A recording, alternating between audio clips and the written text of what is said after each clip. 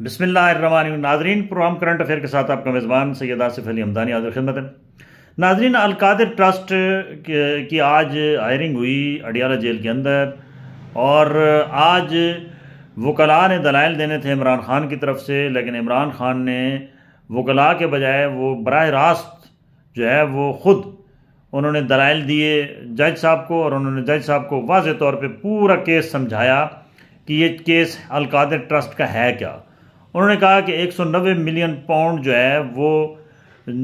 رقم جو ہے اس میں سے 1 روپے بھی کسی بندے نے نہیں کھایا ہے، اور وہ رقم سپریم کورٹ کے اکاؤنٹ میں موجود ہے،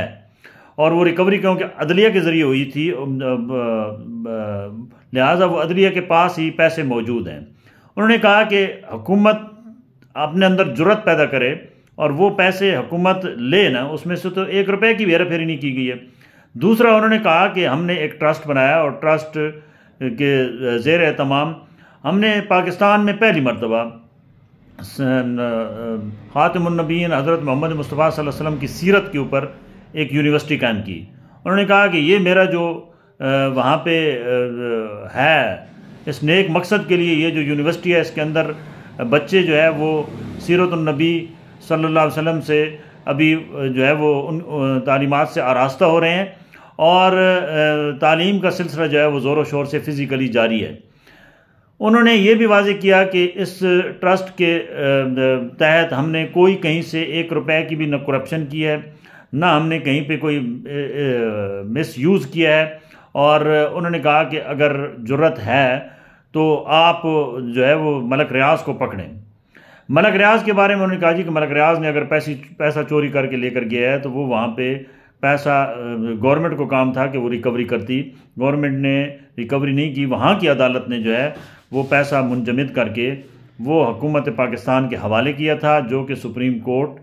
کے اکاؤنٹ میں اس وقت بھی موجود ہے۔ انہوں نے یہ بھی واضح کیا کہ حکومت کو اگر پیسوں کی ضرورت ہے 190 ملین پاؤنڈ کی، تو حکومت ذرا جرت پیدا کرے اور سپریم کورٹ کو لکھے اور سپریم کورٹ سے وصول کرے یہ پیسے۔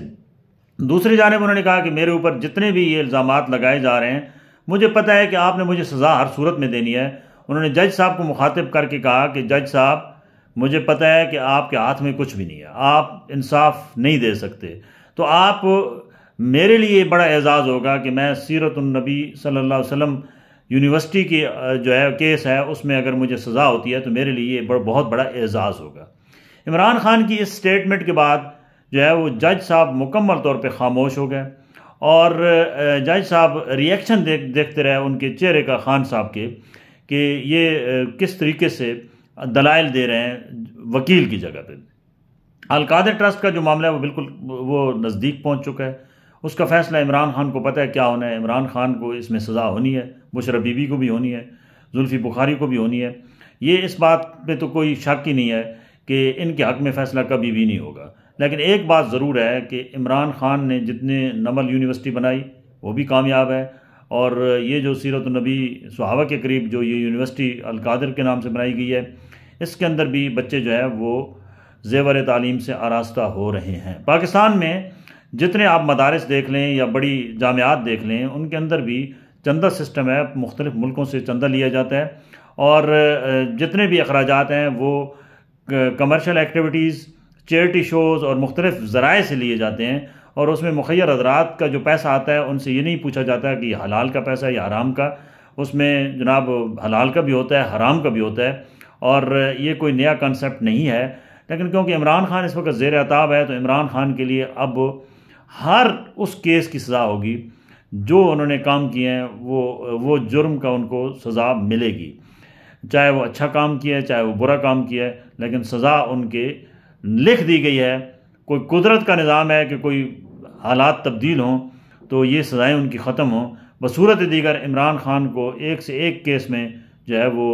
پھنسایا جا رہا ہے، اور 100 سے اوپر کیسز ہو چکے ہیں، اور نااہل ان کی ٹیم جو ہے اس کو نہیں سمجھ آ رہی ہے کہ وہ کس طرف جائیں۔ ان کیس کا کہیں پہ اینڈ بھی نہیں لگ رہا ہے، وکلاء بھی ہاتھ کھڑے کر گئے ہیں، ان کی سمجھ میں بھی نہیں آ رہا ہے کہ یہ کیس کیسے ختم ہوں گے۔ لیکن اللہ کا ایک نظام ہے کہ کہیں نہ کہیں سے تو اگر گورنمنٹ حق پہ ہے تو پھر ادھر فتح ہوگی، اور اگر عمران خان حق پہ ہے تو پھر وہاں پہ فتح ہوگی۔ فتح ہمیشہ حق کی ہوتی ہے۔ یہ جتنے ماضی میں بھی آپ دیکھ لیں، بے نظیر بھٹو پہ جتنے کیسز بنائے گئے اس کا کیا انجام ہوا، اس کے بعد آصف علی زرداری پہ کیس بنائے گئے کیا ہوا، نواز شریف پہ بنائے گئے کیا ہوا، تو اب عمران خان پہ بنائے جا رہے ہیں یا جو بنائے گئے ہیں ان کا کیا ہوگا، یہ بھی آنے والا وقت آپ کو بتائے گا۔ ایک ضرور بات ہے کہ اچھے کام کی تائید ہونی چاہیے، بجائے اس کے کہ آپ اس کو بھی ختم کرنے کے چکر میں رہیں۔ اگر کوئی ٹرسٹ اچھا کام کر رہا ہے، کوئی ایجوکیشن پہ کام ہو رہا ہے، ہیلتھ کے حوالے سے ہو رہا ہے، تو گورنمنٹ کو چاہیے کہ وہ فیسیلیٹیٹ کرے، بجائے اس کے کہ اگر اس قسم کے کاموں کو بھی روکنے کی کوشش کی گئی تو پھر پاکستان کے اندر کوئی بھی مخیر حضرات جو ہیں وہ بھی اپنی چیزیں نہیں دیں گے اور کوئی اچھا کام کرنے والا بھی یہاں کام نہیں کر سکے گا۔ بہت شکریہ۔